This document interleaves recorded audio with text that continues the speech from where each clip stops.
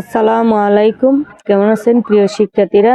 আজ এই ভিডিওতে ক্লাস 1 এর পাঠ 3 আমি ও আমার বিদ্যালয় শুনি ও বলি। খুশি আপা, কেমন আছো সবাই? সবাই ভালো আছি।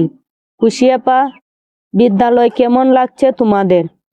রাফি ও তুলি, খুব ভালো লাগছে আপা। খুশি আপা, কত নতুন নতুন বন্ধু, তাই না?